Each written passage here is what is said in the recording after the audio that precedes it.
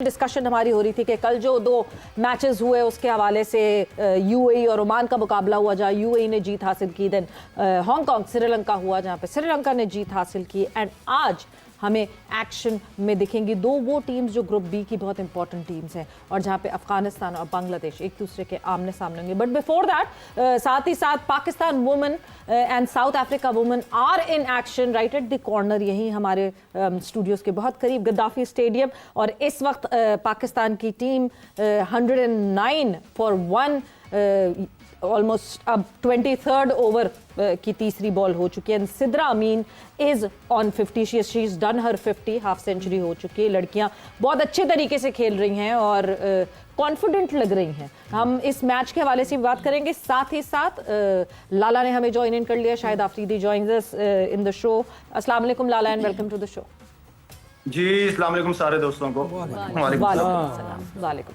Iram, talking about this game जहां पे Pakistan women और साउथ अफ्रीका वुमेन खेल रही हैं, कॉन्फिडेंट परफॉर्मेंस, गुड स्टार्ट। बिल्कुल, जब आपकी मेहनत आपने की होती है और जिस तरह से जो है हेड कोच सर वसीम जिस तरह मेहनत कर रहे हैं, अभी T20 हम वर्ल्ड कप में भी गए थे तो मैं भी उनकी कोचिंग में थी, तो मेहनत तो बहुत होती है। और लाइक क्रिकेट हम बहुत खेलते हैं, फिटनेस पे भी बहुत काम होता है। और जब आप आपकी तो वीडियोस भी बहुत आती हैं फिटनेस के ऊपर तो जब आप फिजिकली और इवन जब आप मेंटली थोड़ा सा स्ट्रांग हो जाते हैं तो इस तरह की इनिंग्स जो है वो सामने आती हैं। और जब आपको अपनी मेहनत पे यकीन होता है तो मुझे नहीं लगता कि ग्राउंड में जो है वो कोई भी बॉलर या कोई भी फील्डर जो है वो आपको स्कोर करने से रोक सकता है। जिस तरह माशाल्लाह सिद्रा अमीन तीसरी जो है वो बैट्स वुमेन बनी है जिन्होंने 2000 जिनके रन्स भी मुकम्मल हो गए हैं। और मुनीबा ने जिस तरह से वो सेंचुरी भी पिछले मैचेस में की और अभी भी 50 होगी दोनों का, तो माशाल्लाह बहुत अच्छी क्रिकेट खेल रहे हैं। और बस यही दुआ है कि इंशाल्लाह इसी रिदम को, इसी मोमेंटम को जो है आगे वर्ल्ड कप में भी लेके जाएं और इसी तरह ही खेलें। बिल्कुल, वर्ल्ड कप में भी कैरी फॉरवर्ड करना चाहिए इस मोमेंटम को। लाला, हम जब हमने ये शो शुरू किया था उस वक्त हम ये कॉन्वर्जेशन कर रहे थे, डिस्कशन कर रहे थे कि इस एशिया कप में शायद क्रिकेट से ज़्यादा जो सारी डिस्कशन हो रही है वो ऑफ द फील्ड डिस्कशन हो रही है, जो ऑफ द फील्ड मसाइल हैं इस वक्त और इनका क्या सोल्यूशन है, इनको कहाँ रोका जाए। ये जो ऑफ द फील्ड इशूज़ आ रहे हैं इसकी वजह से जो क्रिकेट है वो ख़राब हो रही है, जो गेम की साख है वो ख़राब हो रही है, जो गेम की रिस्पेक्ट है वो टेम्पर की जा रही है। इसको किस तरह रोका जाए? ये एक अभी मैच रेफरी का इशू चल रहा था एंड इवेंचुअली अब कुछ खबरें बड़ी स्ट्रांगली ये आ रही हैं कि जो मैच रेफरी पाकिस्तान और यूएई की टीम के लिए हैं उनको तब्दील कर दिया गया है, मगर फिर भी ये बात यहां तक पहुंचनी नहीं चाहिए थी। देखिए, इशू उठाया, जिन्होंने इशू उठाया है तो मसले तो उन्होंने खड़े किए हैं ना। अब जिनकी जिम्मेदारियां हैं इन सारे इश्यूज को, वो सारे बड़े बैठे ऑफ द फील्ड जितने भी मसले मसाइल हैं वो हल करें। ऑन द फील्ड जो हमारे क्रिकेट हमारी टीम खेल रही है वो अपनी परफॉर्मेंसेस पे फोकस करे, वो जीत के लिए खेले।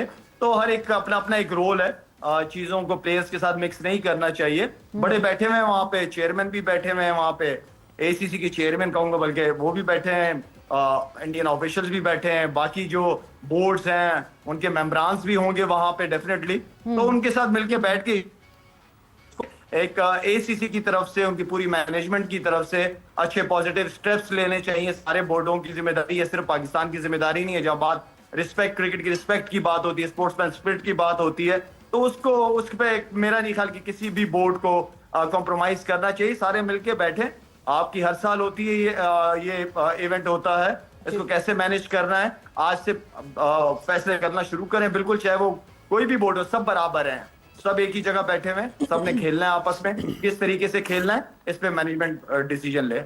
तो शायद साहब, इसका मतलब ये कि आप इतने बरस हो गए हैं, आप अगली नस्लों तक मुंतकिल हो रही हैं चीज़ें क्रिकेट की, आपको लगता है कि वाक़तन इसमें भी एक ही रास्ता है और वो इत्तेहाद का है, सब एक दूसरे की बराबरी को, एक दूसरे की अहमियत को तस्लीम करें और उसी अंदाज में आगे बढ़ें जिस तरह से बरसों से, दहाइयों से क्रिकेट होते हुए आ रही है? इसके अलावा कोई दूसरा रास्ता नहीं है?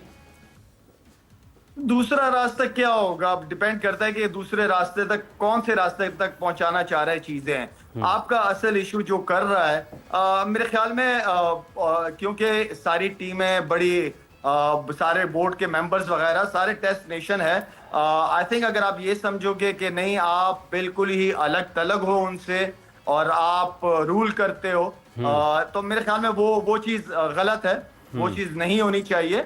आप पॉलिटिक्स वगैरह करो यार, जो करनी है जितनी करनी है करते रहो साइड पे, लेकिन हम बार बार कह रहे हैं, बहुत दफा कहा है कि क्रिकेट से पॉलिटिक्स को साइड पे करें। क्रिकेटर्स एक एम्बेसडर्स होते हैं अपने अपने मुल्क के, दुनिया में फैंस होते हैं, उनके थ्रू अच्छा पॉजिटिव इमेज जाना चाहिए कंट्री का, और एज अ प्लेयर बिल्कुल एक अच्छा पॉजिटिव इमेज जाना चाहिए, बट अगर तो ये हालात बेटर नहीं होते, सेंसिबल डिसीजंस नहीं लिए जाते, क्या आने वाले वक्तों में एटलीस्ट एक चीज पे ये फुट डाउन दोनों तरफ से हो जाना चाहिए, पीसीबी की तरफ से भी, बीसीसीआई की तरफ से भी, that India and Pakistan would not be in the same group anymore? Because जब ये अब जब भी साथ खेलने की बात होती है, साथ गेम भी खेला जाता है, गेम से पहले इतना शोर मचता है, गेम से पहले इतनी एक दूसरे के बारे में बातें होती है, गेम के बाद इतनी बातें होती हैं, जो कि बहुत ज्यादा डेंट लगता है खेल के ऊपर।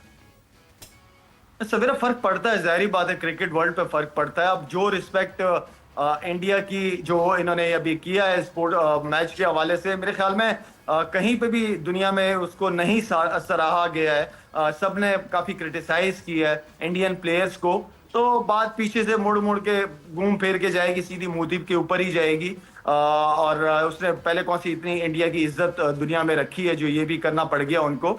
तो एटलीस्ट प्लेयर्स की अपनी एक इज्जत होती है, रिस्पेक्ट होती है, उन पर प्रेशर ना डाला जाए, उनके घर लोगों को ना भिजवाया जाए, उनको उनके घरों को जलाने की बातें ना किया करें। मेरे ख्याल में वो लड़के जो मैंने जिस तरह कल कहा था कि हमने भी सवेरा क्रिकेट खेली है ना, जिस तरह इन्हीं इंडिया के साथ खेली है, जंगों के बाद खेली है, हमने भी जंगों के बाद ही क्रिकेट खेली है, लेकिन कभी ऐसा नहीं हो कि कोई प्लेयर खड़ा हुआ है उससे हम हाथ नहीं मिला रहे या मिल नहीं रहे। ठीक है, ग्राउंड तक जो जिस तरीके की अग्रेसिव आपकी बॉडी होनी चाहिए वो अपनी जगह, लेकिन ऑफ द फील्ड तो आप मिलते हो, उनके साथ बात करते हो। आज मोदी साहब यहाँ तक ले आए कि दुनिया को ये दिखा रहे हैं कि हम इनसे हाथ भी नहीं मिला रहे। हम भी कर सकते थे, हम भी कह सकते कि हम इनसे हाथ नहीं मिला रहे, इन्होंने जाफर एक्सप्रेस पे जो किया है तो उस पर हम भी हाथ नहीं, लेकिन बात बहुत फर्क है, लोगों का फर्क है, ज़हनियत माइंडसेट का फर्क है, उनके लीडरान अपनी यूथ को, अपने कौम को क्या डायरेक्शन दे रहे हैं। बहुत सारे लोग खिलाफ है, मैंने बार बार कहा है, सवेरे मैं फिर एक दफा राहुल गांधी को पहले भी किया था, दोबारा कहूंगा, उनका जिक्र करूंगा। उनकी फैमिली बैकग्राउंड देख लें, राहुल को गांधी साहब खुद देखें, हमेशा डायलॉग्स की बात करते हैं, हमेशा मिलके बैठने की बात करते हैं। इश्यूज दोनों तरफ होंगे, लेकिन एटलीस्ट जब तक आप बैठोगे नहीं तो इश्यूज एड्रेस कैसे होंगी, चीजें कैसे सॉर्ट आउट होंगी। लेकिन जब तक ये गोदी मीडिया और मीडिया है इनका, आई थिंक ये तो चाहते हैं कि कल ही जंग हो जाए, और मेरे ख्याल में इनकी मीडिया ने ही, हमने तो वैसे 22 से 27 टारगेट किए हुए थे इनके जहाज, लेकिन उसके बावजूद हमने ख्याल रखा कि हमने सिर्फ 6 ही गिराए हैं। चलिए जी, पॉलिटिक्स को मेरे ख्याल से अब खल्ली वल्ली कर देते एकदम से। मुझे ना थोड़ी देर बाद ये फीलिंग आने लगी कि स्पोर्ट्स प्रेजेंटर नहीं है हम लोग, पॉलिटिकल प्रेजेंटर है।